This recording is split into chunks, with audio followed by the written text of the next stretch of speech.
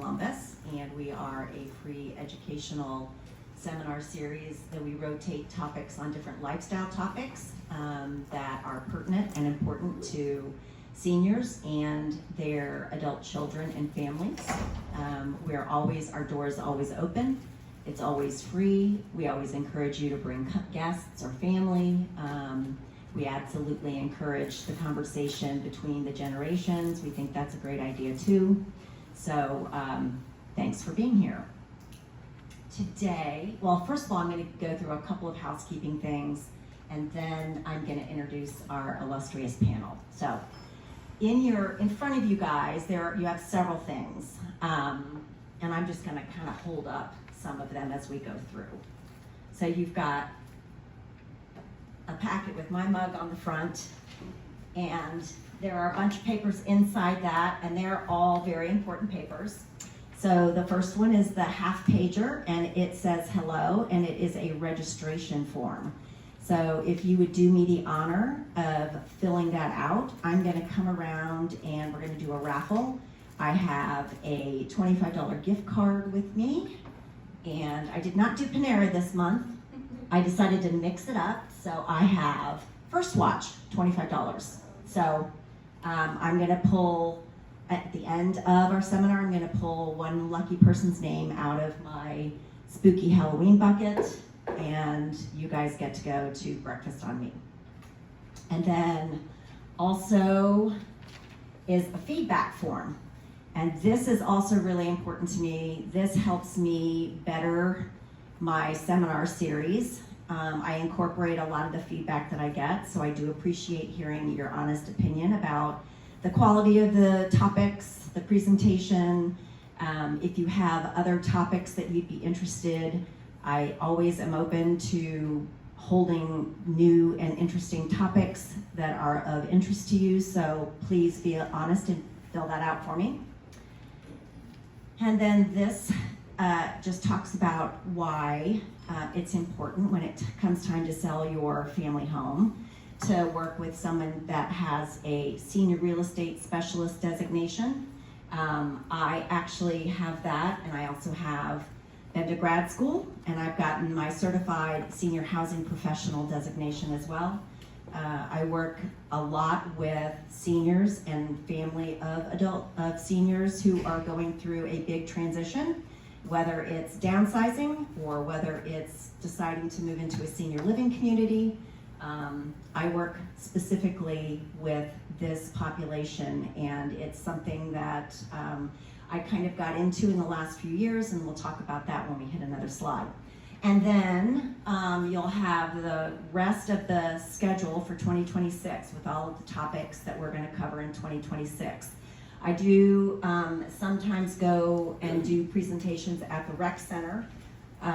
Usually I'm here, but I do rotate through the rec center programming as well. I'm going to be there next month, and the topic is going to be driving safely after 80. And then I'll be back here in December, and it's going to be on Alzheimer's and dementia. So 2 really good topics. So, and then you also have, this is a copy of the slides. It's the one that's stapled in the top left-hand corner. This has all of my slides with all of the questions that we're going to be asking our panelists. And there is a section where you can take notes on the side. The other thing that I want to remind everybody is this is a very interactive and open forum. So if you have a question, please raise your hand, and we are happy to answer it while we're giving a presentation. We do not mind questions. We encourage them. And then our speakers obviously have laid out some of their materials for you.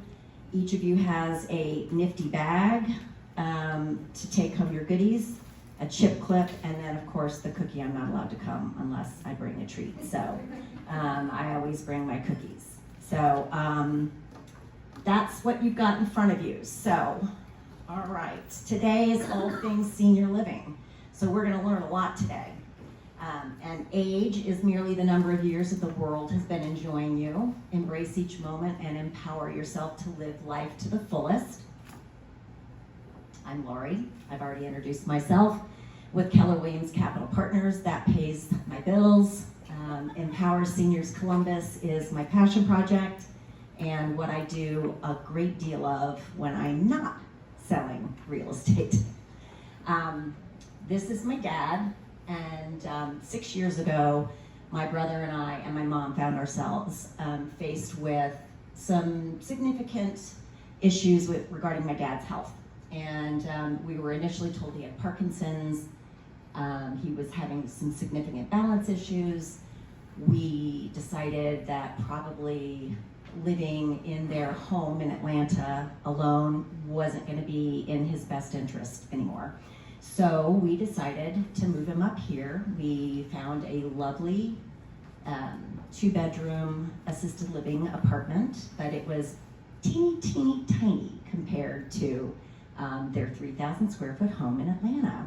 So we found ourselves sort of inundated with a lot of different decisions and a lot of different emotional hurdles that we had to navigate. And I decided from a professional real estate standpoint that this was an area of expertise that was lacking in the real estate industry. And so that's when I kind of decided that I was going to do something with my spare time, and that's where Empowered Seniors Columbus kind of came to fruition, because my brother and I felt like we were deer in the headlights, and we had so many questions and so many big topics that needed significant research, and we just felt like we did not know where to go or where to start. So this kind of was the impetus for creating Empowered Seniors Columbus, and I want this to be a safe space, a learning space where you are not feeling hassled or that it's a salesy presentation, that it's something that's very comfortable and engaging and allows you to learn and take notes and make decisions when the time comes for you guys to make these types of decisions. So today is a big topic. There's a lot to cover, and I have 3 amazing women who have all been in the senior living profession for, I'm not gonna add up the years, ladies, because I'm not gonna go there. But I'm gonna just give you a brief introduction, and I'm gonna pass the microphone to my left, and I'm gonna let each of them give you sort of a brief, synopsis of their careers to date and what they're doing now. So immediately to my left is Jennifer Singery, and Jen is the Director of Sales at Dublin Glen Memory Care, which is obviously in our backyard here in Dublin. So I'm passing that. After is going to be Brittany Pollock, and Brittany is over at Mayfair Village, and they provide assisted living, skilled nursing, and rehab, correct? Okay. And then to her left is Lori Shear, and she is with Oasis Senior Advisors, and they help folks figure out next steps and what communities fit their needs and their budgets. So a lot of information and a lot of knowledge up here. So I'm going to pass the microphone now to Jen. Yeah, just a little bit more about yourself. Sure, so Jen Singery. I have lived in Dublin for 22 years, so I'm a Dublin resident and I work in Dublin, so I feel very privileged to be here today. I've worked in the senior living industry for close to 14 years, and I've worked in independent living, assisted living, and memory care, and now I am in an exclusive specialty memory care community. So I'm seeing the next extension of where senior living is going.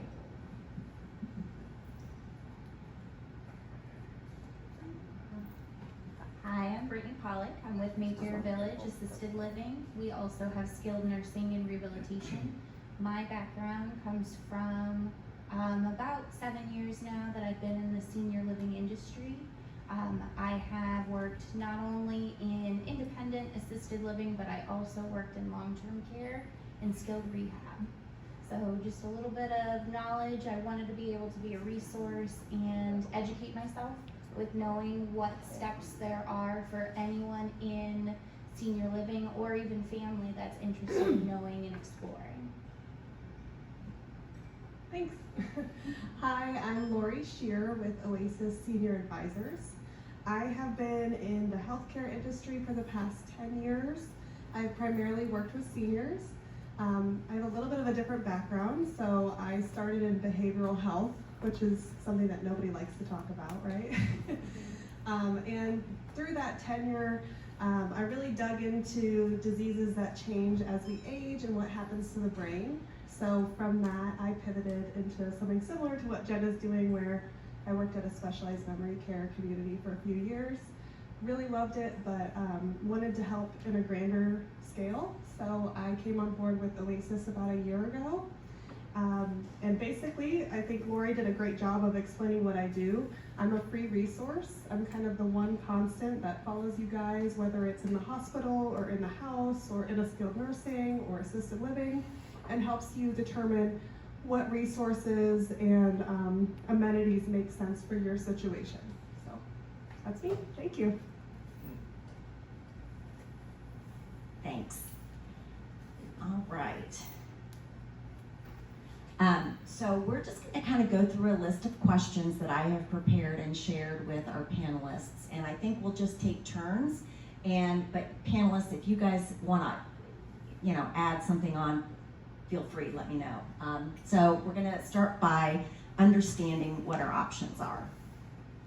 So I'm going to pass it to Jen. What are the main types of senior living communities available today, and how do they differ? So the broad spectrum of senior living is identified as independent living, assisted living, and memory care. Those are the three terms you're going to hear across the board if you talk to anyone in our industry.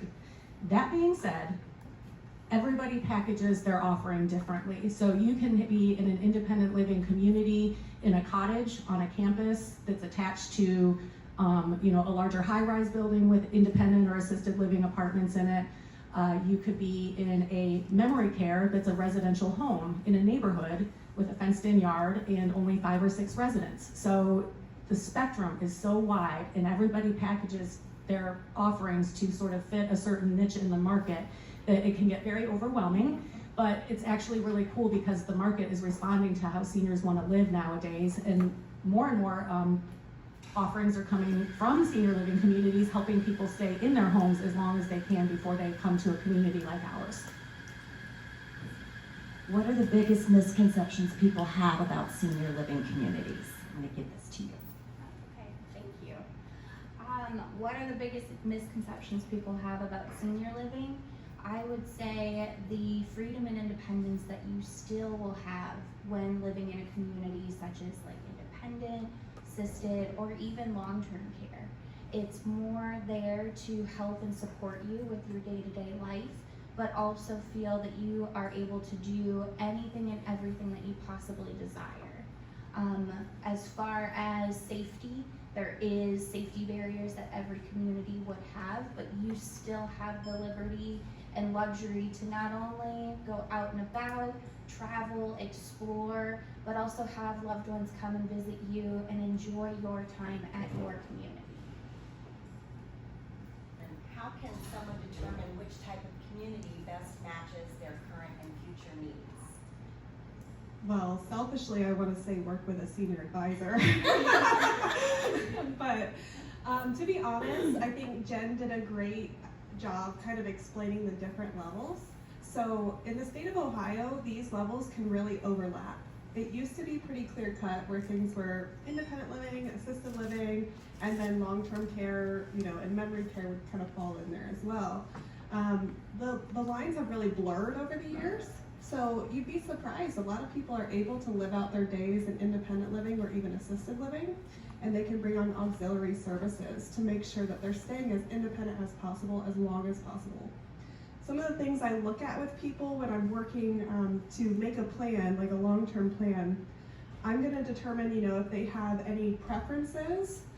Are you more traditional or more modern? Because that's a big thing nowadays. All these new buildings are popping up and they feel different, they look different.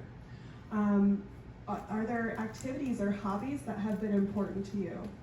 And then I also am going to look at the clinical need. So with my experience, I'm going to go through what has changed with your abilities, what you're experiencing, whether that's a cognitive change or if it's just a physical change, or maybe you just want the opportunity to be more social. So I kind of put all of those things together, and then I'm going to tailor some ideas down.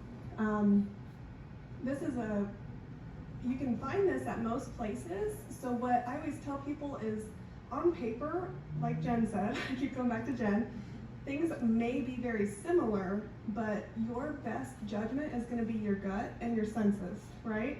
So determining, what feels like home, as well as what do you smell, what do you hear, what do you see when you're there, that's going to be comfortable for you.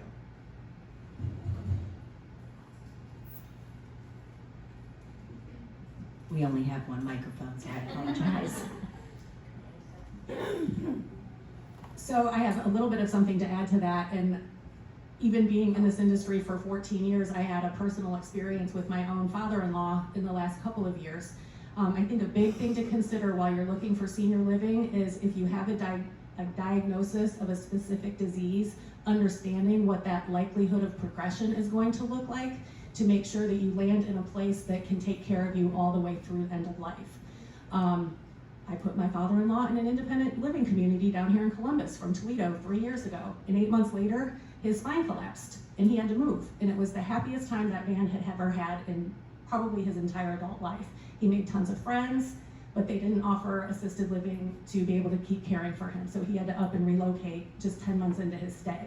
So those types of things, really understanding what your diagnosis could look like down the road and making sure that that community can accommodate you is, I think, very, very important. Or if you're willing to move again and you want that independent living lifestyle for the time that you can have it, that's fantastic, that's your priority, but just understand that it could entail yet another move as you get older. That's a really good point. We're going to talk a little bit about financial and practical considerations. And again, feel free, raise your hand if you have any questions at any time. What should families look for when comparing costs between different communities? And I'm giving it to Lori. Hard pass. Not so much that, This is something that's so important, and I'll be honest with you, senior living comes with a price tag. It really does.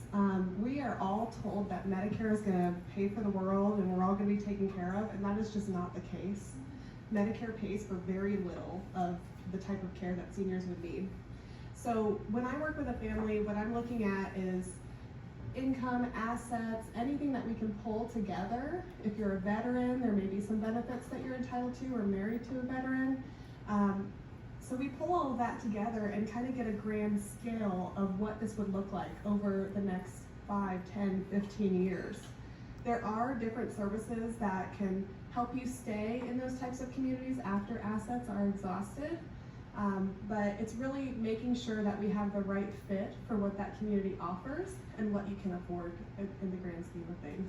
I'm trying to make sure I answered the question fully.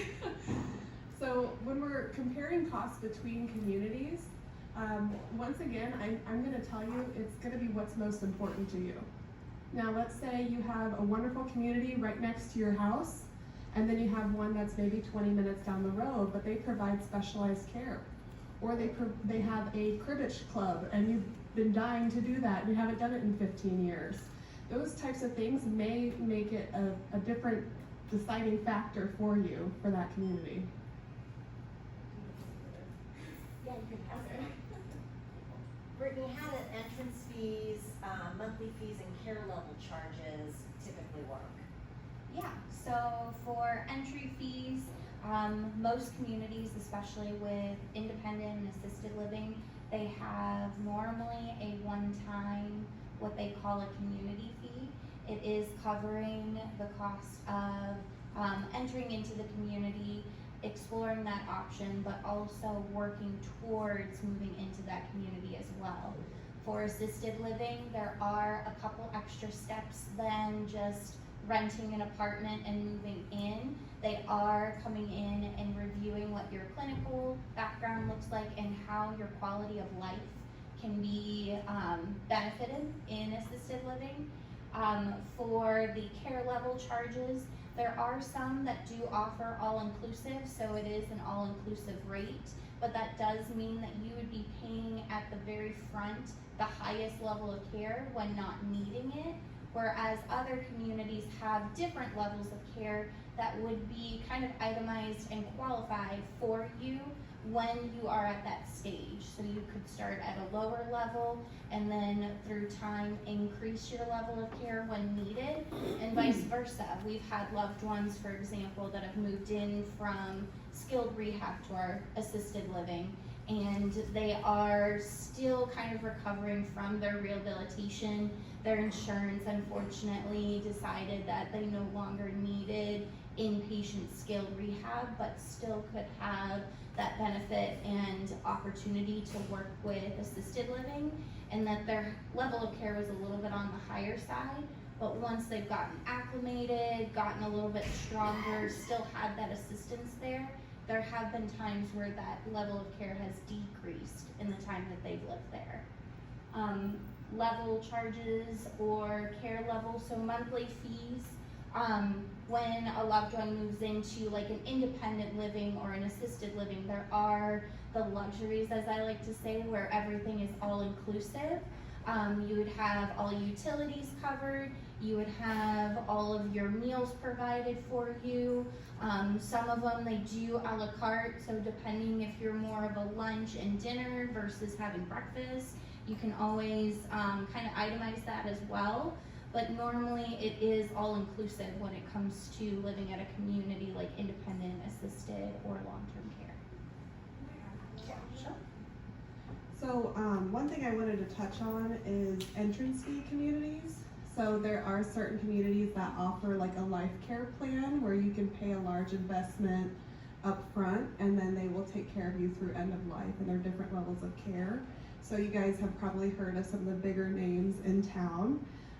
This is kind of an older model. There's not a ton of new buildings that are coming in and offering this in our market right now.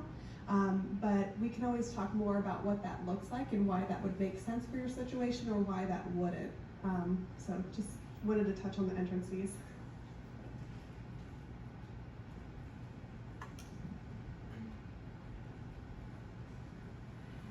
What are some strategies to plan financially for long-term care or potential health changes?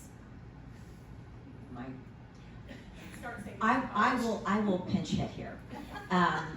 First and foremost, and I know a couple of us have had conversations today that you're here to learn and sort of start thinking about what your long-term plans are going to be. And I think that is the smartest thing you can possibly do, because right now your choices are unlimited, okay? 2 years from now, that may not be the case. So I always advocate to plan early, so that you've got a blueprint in place that if you become incapacitated at some point from either a stroke or a fall or a car crash, or there are lots of things that can happen, that your loved ones have that plan in place and know how to move forward according to your wishes. You've got something written down, you've communicated it, you've shared it with your family, with your financial advisor or your attorney who drafts your estate documents. Having something in place now is the best possible scenario for you, and that is the smartest thing for you to do. Planning, so there are, obviously some of you may have purchased long-term care insurance. There's always a limit, and it depends on the policy, and it depends on whether there's an inflationary adjustment, et cetera, and how that plays out. But I know for my parents who did have long-term care insurance, you have to jump through a lot of hoops to get it to start. Like once you actually have a diagnosis, then you have to be assessed, and you have to have moved in or selected a community. And typically they reimburse you, like you will pay for your monthly lease fees up front, and then the long-term care company then reimburses you after the fact. I don't think there are any communities that bill long-term care insurance. I'm pretty sure it's all done on a reimbursement basis.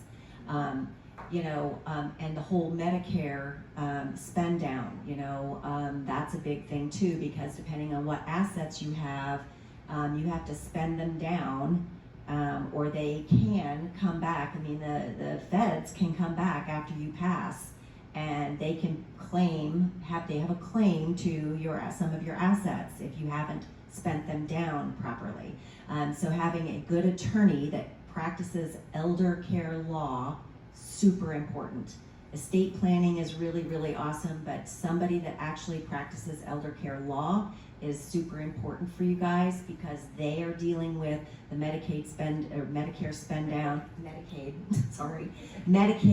down on the daily, and they're very, very well versed on how to protect your assets now, so that they're not snagged if you die and you owe money, to a nursing home. You don't want to do that to your family, clearly. So planning now is super important. And as early as you can plan. I mean, talk to your kids about it. They should be planning too. Everybody needs to have a plan in place. You think you're invincible. We all know we're not. I think the older you get, the more realistic that becomes to you. But anyway, I can't stress enough that you need to have a plan in place. Formulating your plan now is just vitally important, both for you and your loved ones, because your loved ones are also gonna feel completely stressed out. And trust me, my brother and I felt completely stressed out. My husband just had to move, he's an only child, had to move both of his parents into memory care up in Canton in July with Alzheimer's. And as an only child, it was incredibly difficult, and they did not understand, they did not want it, it was just really difficult. And honestly, I was like, okay, we need to have an appointment with your cardiologist, because you're gonna have a coronary over this. And that's not healthy, and I know that that's not what any of us want for our adult children either. So having a plan in place. Yes, ma'am. Who is it can help me through all those things? Is that what an elder attorney does? An elder care attorney, yes, and I have multiple elder care attorneys that we work with on a daily basis, and we are happy to share those resources. And actually, I've had them here at some of my senior seminar series. I have one called, it's called An Attorney, a CPA, and an Undertaker Walk into a Bar. And I basically have an elder care attorney, a tax attorney, a CPA, and then somebody from a funeral home to talk about prepaying your funeral expenses. Sexy topics, I know, but absolutely something that we should all be thinking about, So, yeah. I just want to add, talk to an elder law care attorney 5 years prior to when you think you'll need it, okay? Because that's what the Medicaid look back is, and they have strategies to help preserve your assets. They can do things on an emergency basis and preserve some of the assets, but the best way to do it is at least 5 years before you think you'll need care. I thought it was 3. It's 5. Wow. Yeah. That's just at least. At So least, sooner yeah. the better, but at least. Yeah. If you want to leave things to your children or your grandchildren, please talk to an elder law attorney. And again, I'm actually on my Empowered Seniors Columbus website. I'm having a knee replacement surgery on Thursday, and so since I can't be showing houses for a couple of weeks, I'm working on a resource tab on my website, and I'm gonna have everything that you can possibly think of relative to senior living and senior care industry resources in that tab. So I'm working on that. That's, hopefully by Thanksgiving. Okay, now we're going to talk about lifestyle and quality of life. What are some signs that it's time to consider moving to a senior living community? So when I first got into this industry, I was trained with the most light bulb way of describing when you need senior living and whether you need assisted living or independent living. So to think about it, even as a family member watching other people that you're concerned about, are the person's needs predictable or unpredictable? So if you live in an independent setting, in your own home, or even in an independent living community where there's no physical assistance being provided for you, is the help that you need something you can schedule an appointment for? You can schedule an appointment to help with a shower. You can schedule an appointment to help get dressed, get ready for bed, take your medications. Those are all predictable needs. and those can typically be served in the independent living setting. A lot of independent living communities offer sort of a la carte light services like that to keep you in your independent status, even though you're still technically getting a little bit of assistance. Once those needs become unpredictable, you can't predict when you need to use the restroom. You can't predict if you're gonna fall. You can't predict if you're gonna get confused in the afternoons and completely think you need to go somewhere and get lost. That becomes an assisted living situation, because assisted living helps with unpredictable needs 24/7. The help is there. So that's the easiest way to kind of determine, okay, mom, you've been living in your house, you're doing okay, you've had 7 falls in the last 30 days, and you burnt something on the stove. We could not have predicted any of these things. It's time for you to get to a more supportive environment.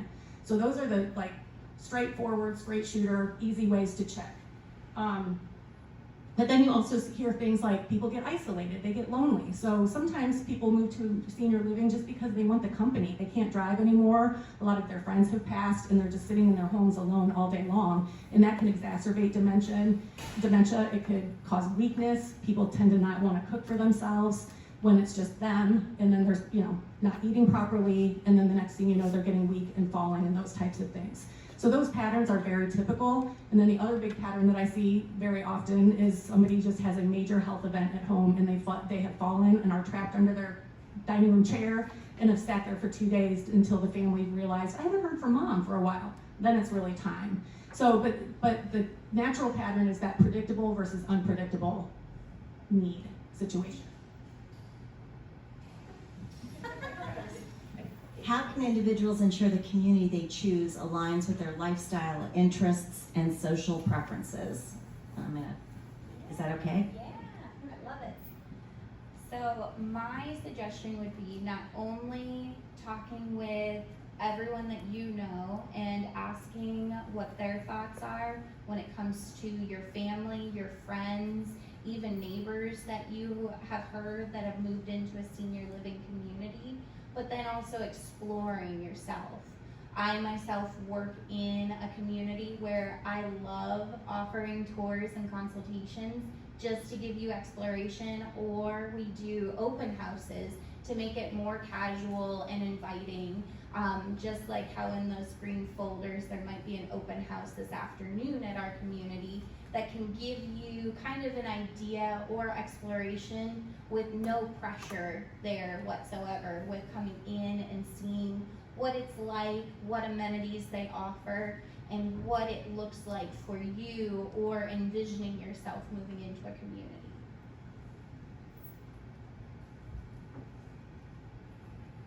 I will add that I have a list of questions that I'm happy to mail out to everybody or email out to everybody, and it's a list of questions that you should take with you if you're going to tour a senior living community.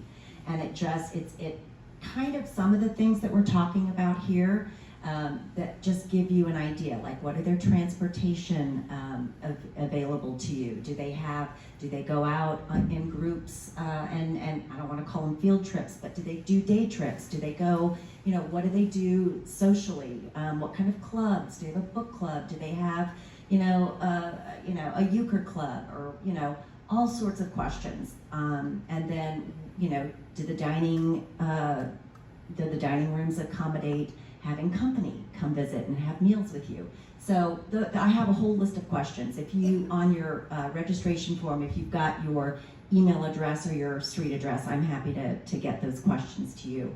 And just hold on to them whenever you're ready to start talking or, going and seeing what's out there. And I think you'll be pleasantly surprised when you start looking.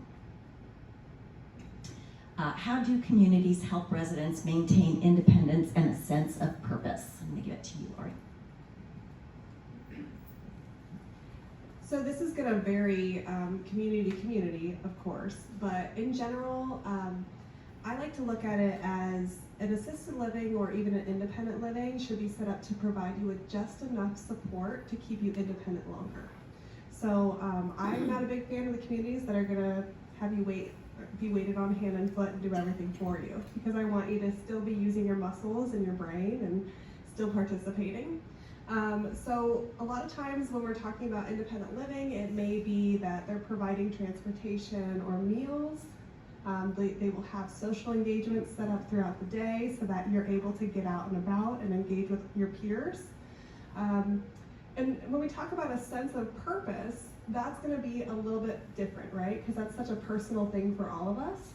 When I worked in a specialized dementia care community, what we would do for that is we would have our residents, we'd learn about what their hobbies, what their career, what they liked and enjoyed doing in the past was, even though it may not be something they had done for a long time, and we would adapt it and allow them to participate in things that made sense to them.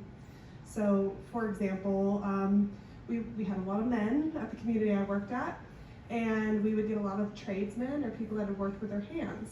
So we actually had our maintenance director take a group of guys around, and he would have them change out light bulbs and refill soap dispensers and little things like that that just made them feel like they're contributing to their community in a way that they could. I think some of the best communities I've seen in our market do things like that, that meet you where you are, right? And honor who you are as a person.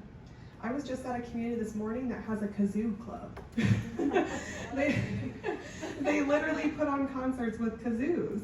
I mean, how easy would that be for anybody to do, right? But it still gives you that sense of, I'm part of a troupe, I get to perform, I get to be with my peers. So in a roundabout way, once again, I think it's very personalized for you and for the community, but there's so many robust options out there.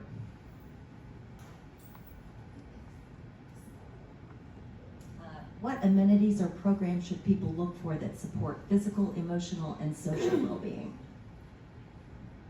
I think in my experience, it's really taking a look at the enrichment programming and looking at their activities calendar. Every community has one, and some are bare bones. They play bingo, they have very light activities. I will tell you that activities is one of the hardest positions to fill in assisted living. It's a very special type of person, and then it has to be a person who understands what seniors like to do and not treat them like they're children coloring and doing childish things. So with that being said, back to Lori's point, the good communities really address all of the things. One of the companies I worked for called it SIPs. So it was spiritual, intellectual, physical, and social. And so every day on that activities calendar, the SIPs had to be addressed. So it's really kind of diving into the community that you're looking at and really asking the questions about what enrichment is really available. But typically most will offer some kind of physical activity, some kind of spiritual worship opportunity, and then your social components. My dad's favorite activity was Wii bowling. Like literally, he was so competitive, and that was something that he looked forward to, and it was 3 days a week, and you can, by golly bet, Andy Olson, Captain Andy Olson, was down in that room waiting to take on all the other Wii bowlers. Strange as that is, that was his thing. And now we're going to talk a little bit about family and emotional factors. How can families start conversations about moving to senior living without it feeling like a loss of independence? I think a lot of folks really fear that moving into a senior community is going to be a loss of independence, and I just, I don't think that's necessarily the case. I think adult children, and I will raise my hand as one that did this with my dad. I started out with, this is for your safety, and that went over like a lead balloon. My dad was a career naval officer who had a second career in the defense industry afterwards, and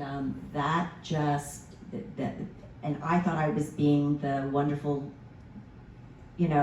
safety conscious daughter. But that really ended up chafing him, and he didn't like that approach. So my brother and I had to kind of regroup and kind of try and figure out a different way to address the conversation with him. So just know that, if your kids do say something like that, it is coming from a place of love. Sometimes it's just sometimes the words aren't exactly right. Sometimes it's just the fear of loss of control of your life. So I think that's just something that we need to be cognizant of. And then, yeah. Do you mind if I add?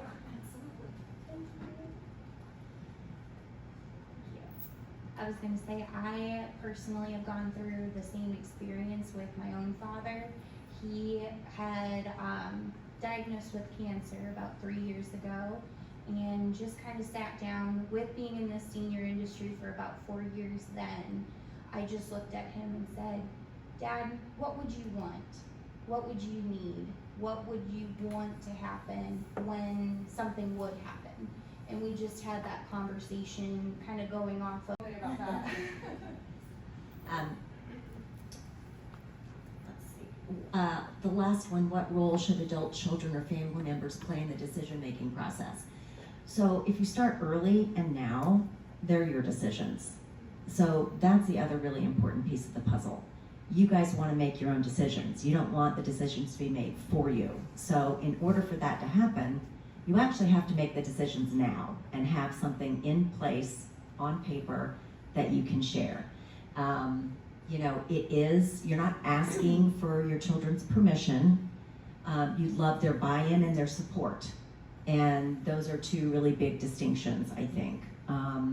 And when I do a downsizing, or I call it right-sizing your lifestyle seminar, I do talk about sharing it with your adult children and asking for their support and buy-in, but you're not asking for their approval. So, you I know. would say real quick too, I think all of us ladies have seen it before. Most of the adult children do not want to make your decisions. They would want your decisions to be made. So they want to follow what you want. I can say that I've had the experience enough times where I've had a loved one where it's the family member or the adult child coming to me and saying, I want to make sure this is the right decision for my mom or my dad. I just don't know, because we never talked about it. And I think what all adult children that have ever come to one of us has had that feeling where they're like, I wish I would have had this conversation with mom and dad or aunt and uncle before we got to this point, because I want to make sure that I'm honoring their wishes, and that's what I hear all the time. I'll add to that too. I always tell adult children, if you are making this decision out of love, you're making the right decision. So I hope that that resonates with you guys as well. Whether that's a decision you're making for yourself or for a parent, we always just have to look through the lens of, I love this person, I want the best for them. Do we want to just do one last little bit? Yeah. I feel like we're kind of covered. We're getting excited. A little bit. I'll say too, as a sales director, it's not super common, but probably a handful of times a year, I see couples that are about your age that don't need me right now, but they're doing their recon, and they've got a binder, and they're working on, you know, they've narrowed it down to 2 or 3 places for their kids, for when the time comes, go look at these 3 places and make the decision for me. You're not wasting my time. I don't think of it as anything but you're educating yourselves, and I think it's really, really smart to do that when you don't need it. Good call. Oh, yes. What about stay-at-home resources? That's a topic. So, yeah, I do a seminar basically called Aging in Place or Aging at Home. I have contractors that will come and, you know, add grab bars or put a wheelchair ramp up or come retrofit whatever parts of your house that need to be retrofitted